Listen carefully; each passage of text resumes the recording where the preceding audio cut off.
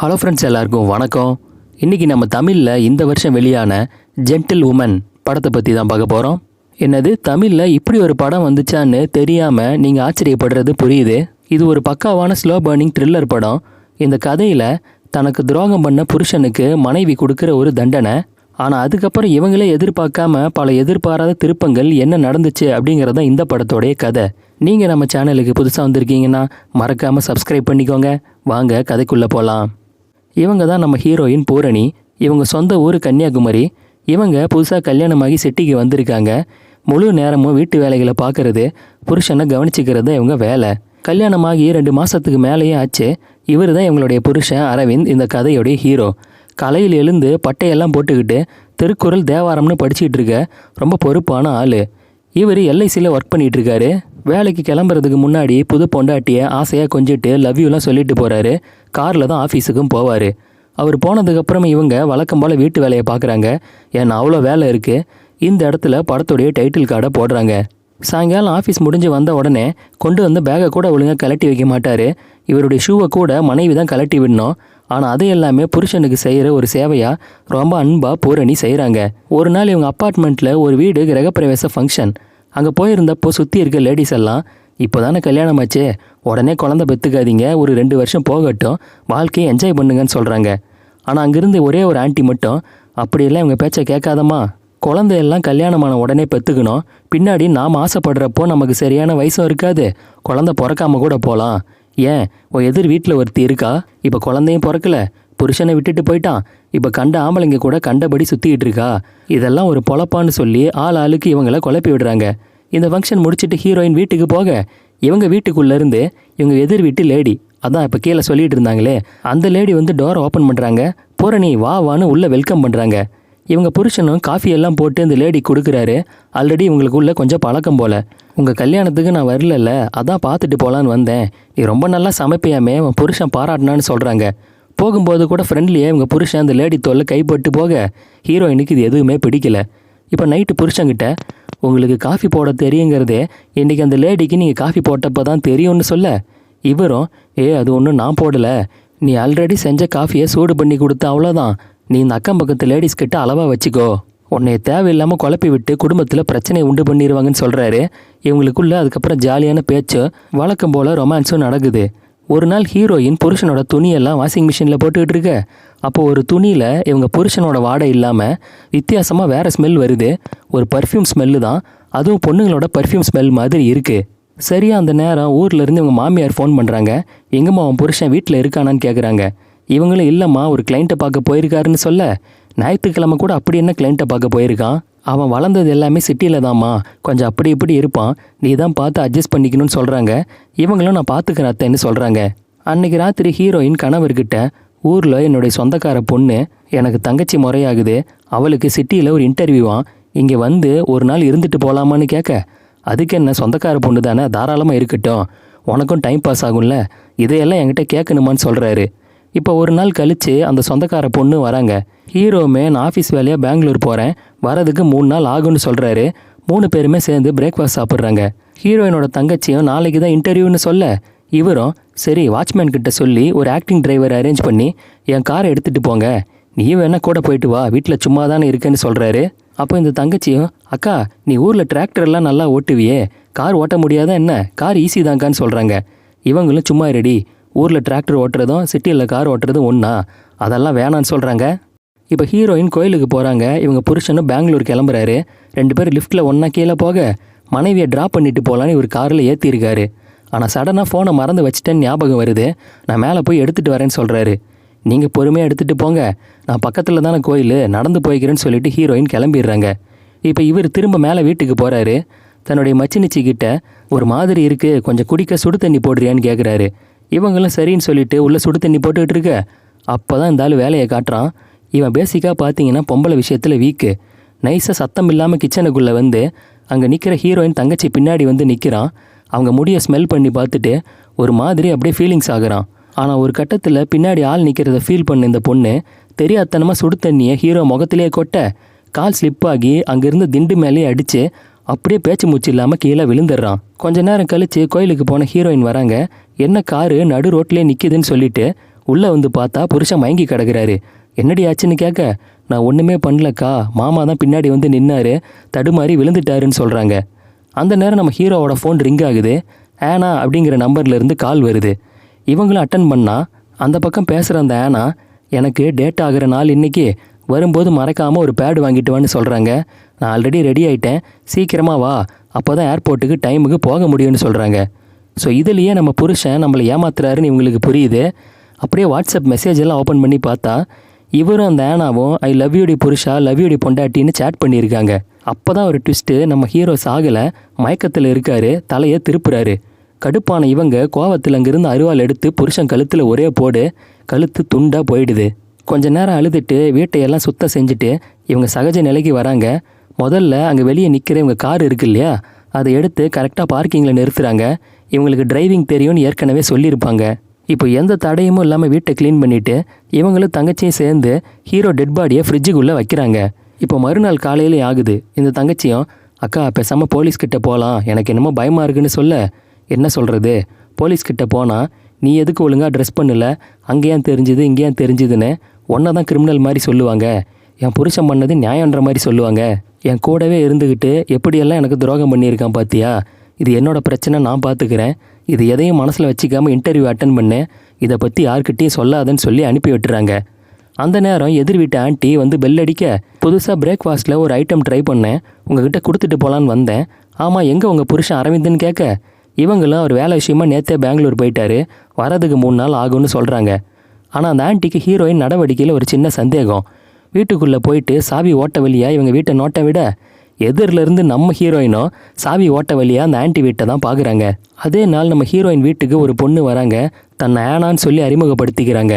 இவங்க மேலே அடிக்கிற பர்ஃப்யூம் ஸ்மெல்லு, இவங்களுடைய குரல், இது எல்லாத்தையுமே வச்சு ஹீரோயின் கண்டுபிடிச்சிட்றாங்க. ஏன்னா இவங்க புருஷன் ட்ரெஸ்ஸு மேலே அந்த பர்ஃப்யூம் ஸ்மெல்லு தான் அடிச்சிருக்கோம். ஹீரோ ஃபோனில் ஆனான்ற பேரில் பேசுனாங்களே அந்த பொண்ணுடைய குரல் எக்ஸாக்டாக இது தான். இதை வச்சே நம்ம புருஷனுடைய கள்ளக்காதல் இவ தான் இவங்க புரிஞ்சுக்கிறாங்க. உள்ளே கூப்பிட்டு உபசரித்து என்ன ஏதுன்னு கேட்க, உங்கள் புருஷங்கிட்ட ஒரு பாலிசி விஷயமா பேசணும், கிளைண்ட்டு நான் நேற்றுக்கே வரேன்னு சொல்லியிருந்தாரு, வரல, ஃபோன் பண்ணாலும் ரிங்கு போகுது எடுக்கலை, அதான் பார்த்துட்டு போகலான்னு வந்தேன்னு சொல்லி சமாளிக்க, இவங்களும் ஏன் என் புருஷன் மட்டும்தான் உங்களுக்கு அந்த வேலையை செஞ்சு தரணுமா, அந்த வேலையை உங்களுக்கு செய்கிறதுக்கு வேறு யாருமே இல்லையான்னு டபுள் மீனிங்கில் பேசுகிறாங்க. அவர் வந்தால் இன்ஃபர்மேஷன் கொடுக்குறேன்னு சொல்லி அனுப்பிடுறாங்க. வெளியே வந்தா நான் தான் ஃபோனில் இவங்களும் ஹீரோயின் புருஷனை எடுத்துக்கிட்ட பர்சனல் ஃபோட்டோஸ் எல்லாம் இருக்கும், அதையெல்லாம் பார்த்து ஃபீல் பண்ணிக்கிட்டு அந்த இடத்த விட்டு நகராமல் அப்பார்ட்மெண்ட்டுக்கு வெளியவே காரை பார்க் பண்ணி நோட்டமிட்டு இருக்காங்க. நம்ம ஹீரோயினும் ஆன்லைனில் ஃபுட்டெல்லாம் ஆர்டர் பண்ணி வாங்கிட்டு போகிறாங்க. ஆனாவை இவங்களுமே நோட் பண்ணுறாங்க. இப்போ ஹீரோ நம்பர்லேருந்து கால் வருது. ஏனாவும் அட்டன் பண்ணி எங்கடா இருக்க, எங்கடா போன, என்ன ஆச்சுன்னு கேட்க, ஹலோ ஹலோ நான் அவருடைய பொண்டாட்டி பேசுகிறேன், என் புருஷன் ஃபோனை வீட்லேயே மறந்து விட்டுட்டு போயிருக்காரு, இப்போ தான் கவனித்தேன், நீங்கள் என்ன தேடினாலும் அவர் உங்ககிட்ட கிடைக்க மாட்டார், ஏன்னா அவர் தான் இங்கே இல்லையே, வெளியே போயிருக்காரு, நீங்கள் தேடுறது வேஸ்ட்டுன்னு பொடி வச்சு பேசுகிறாங்க. ஆனாவும் காலை கட் பண்ணிவிட்டு கடுப்பில் யோசிக்கிறாங்க. ஒரு சின்ன ஃப்ளாஷ்பேக். இது சில நாட்களுக்கு முன்னாடி ஆனா வீட்டில் ஒரு நாள் நம்ம ஹீரோ இருந்திருப்பார். அந்த நேரம் இவங்க அம்மா கால் பண்ணி, ஏண்டா உன் பொண்டாட்டிக்கு ஃபோன் பண்ணேன், நீ வீட்டில் இல்லைன்னு சொல்கிறா, என்ன அந்த ஆனா வீட்டில் தான் இன்னும் இருக்கியா, அவள் கூட நீ சேரக்கூடாதுன்னு தானே பூரணி மாதிரி நல்ல பொண்ணாக பார்த்து உனக்கு கட்டி வச்சோம், ஆனாவை பார்த்தா குடும்ப பொண்ணு மாதிரியா இருக்குது, அவெல்லாம் குடும்பத்துக்கு செட் ஆக மாட்டா, ஏன்டா இப்படி செஞ்சுக்கிட்டு திரியிற, பூரணி நல்ல பொண்ணுன்னு அட்வைஸ் பண்ண, அம்மா நான் கிளைண்ட்டை பார்க்க தான் வந்தேன்னு சொல்லி இவர் சமாளிக்கிறாரு. ஆனால் பேசுகிற எல்லா ஆடியோவுமே வெளியே லீக் ஆகுது. இதையெல்லாம் கேட்டு ஆனா கடுப்பில் இருக்காங்க. என்னை பார்த்தா உங்களுக்கு எல்லாம் எப்படி தெரியுது, என்னை லவ் பண்ணிவிட்டு உங்கள் அம்மா ஒத்துக்க மாட்டாங்கன்னு அவங்க பார்த்த பொண்ணையே கட்டிக்கிட்ட, ஆனால் அதுக்கப்புறமும் என் பின்னாடியே சுற்றிக்கிட்டு இருக்க, சரி உன் பொண்டாட்டி சீக்கிரமாக டிவோர்ஸ் பண்ணிவிட்டு வரேன்னு சொன்னேன், அதுக்கும் வழியை காணுன்னு கோவப்பட, நான் என்ன விருப்பப்பட்டா என் பொண்டாட்டி கூட இருக்கேன், அவளை பார்க்கும்போது ஏதோ கெட்டு போன பாலை பார்க்குற மாதிரி ஒரு மாதிரி அருவருப்பாக தான் இருக்குது, கடமைக்கே இருக்கேன், சீக்கிரம் அவளை விட்டு வந்துடுறேன், எல்லாரும் சேர்ந்து ஏன் என்னை இப்படி சாகடிக்கிறீங்க, பேசாமல் நான் செத்துருட்டுமான்னு இவன் சென்டிமெண்ட்டாக பேச, இப்படியெல்லாம் பேசாதன்னு சொல்லி ஆனால் இவனை கட்டி பிடிச்சிக்கிறாங்க. இந்த சம்பவத்தை எல்லாம் நினச்சி பார்த்துட்டு இருக்காங்க.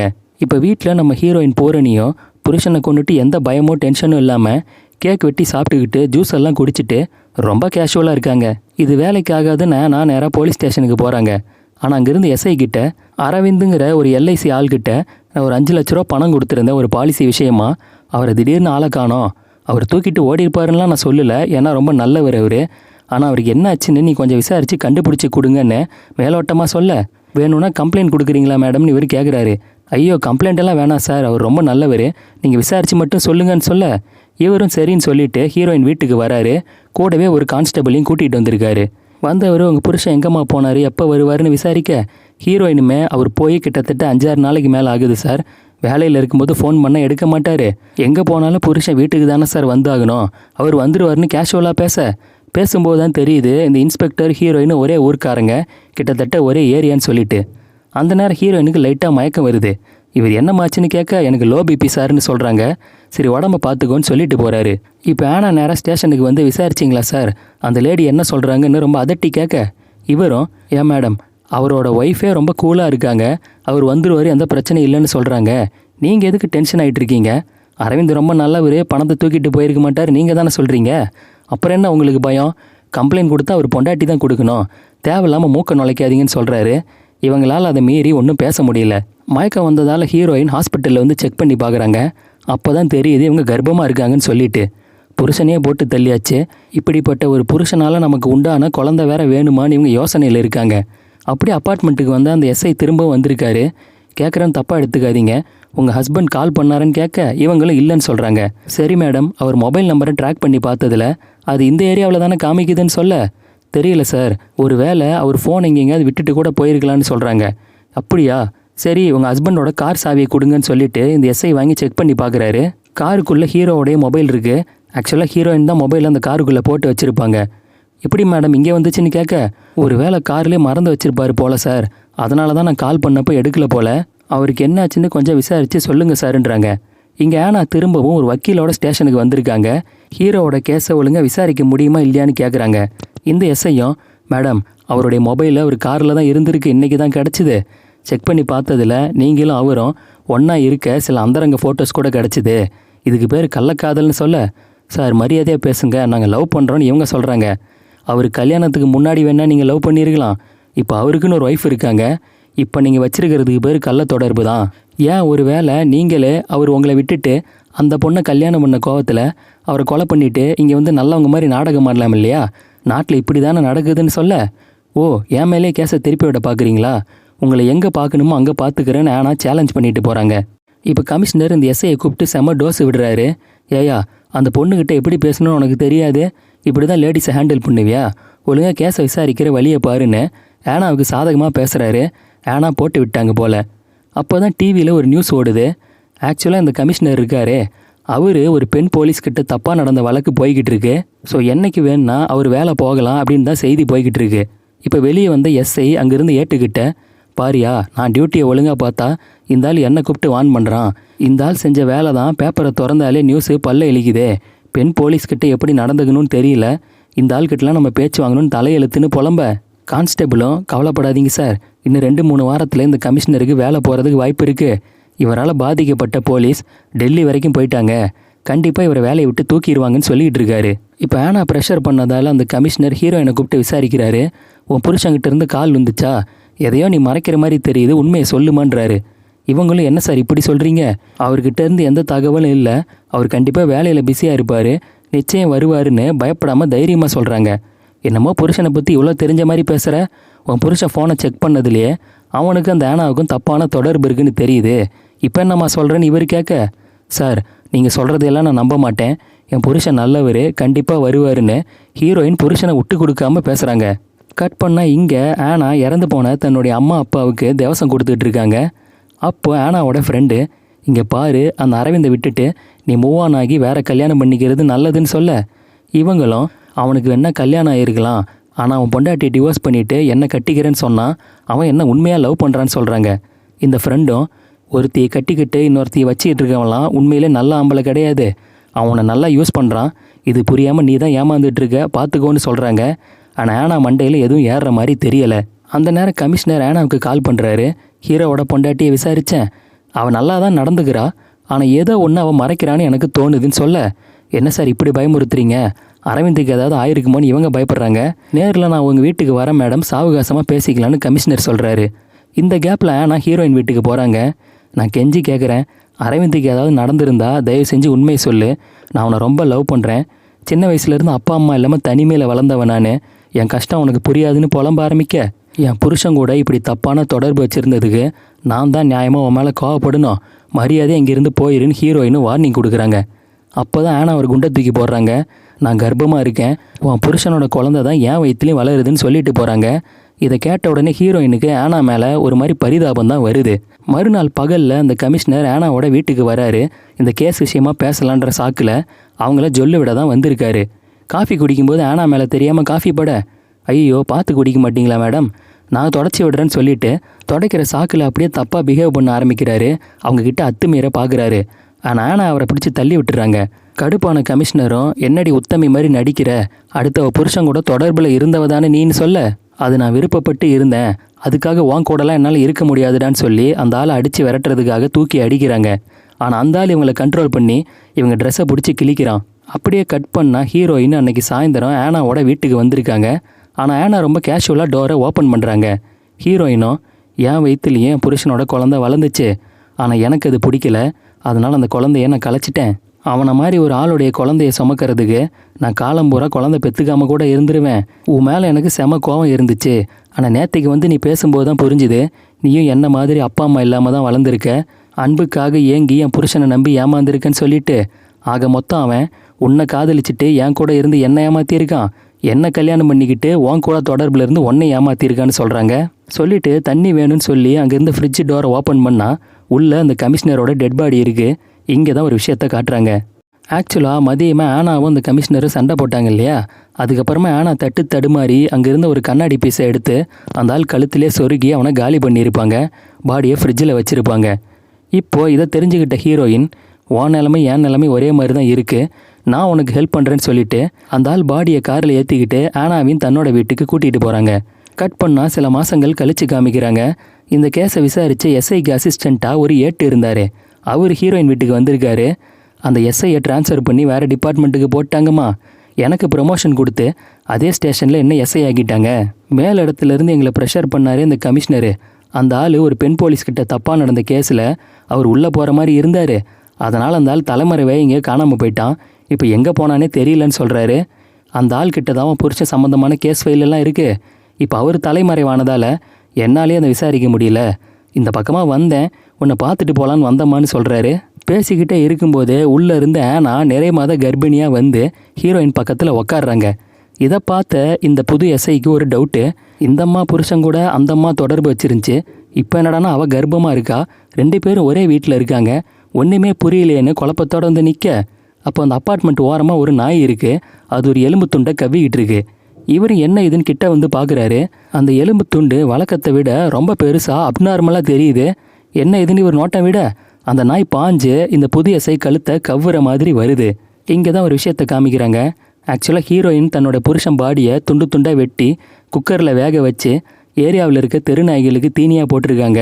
ஆனாவோட நிலைமையை புரிஞ்சுக்கிட்டு அவங்களும் அப்பாவி தானே அவங்களுக்கும் ஹெல்ப் பண்ணி அதே பாணியில் அந்த கமிஷனரையும் துண்டு துண்டாக வெட்டி வேக வச்சு தெருநாய்களுக்கு போட்டு எவிடன்ஸே எல்லாமே பண்ணிட்டாங்க. இப்போ இவங்க 2 பேரும் ஒன்றா ஒரே வீட்டில் இருக்க மாதிரி காமிச்சு இங்கேயே படத்தை முடிச்சிடுறாங்க. இந்த கதையை பற்றின உங்களோட கருத்துக்களை கமெண்ட் செக்ஷனில் மென்ஷன் பண்ணுங்கள். நம்ம சேனலுக்கு நீங்கள் புதுசாக வந்திருக்கீங்கன்னா சப்ஸ்கிரைப் பண்ணிக்கோங்க. வீடியோவுக்கு ஒரு லைக் பண்ணுங்கள், ஏன்னா அப்போ தான் அது இன்னும் நிறைய பேருக்கு போய் சேரும். மீண்டும் வேறு ஒரு தரமான கதையோட விளக்கத்தில் எல்லாரையும் சந்திக்கிறேன். நன்றி, வணக்கம்.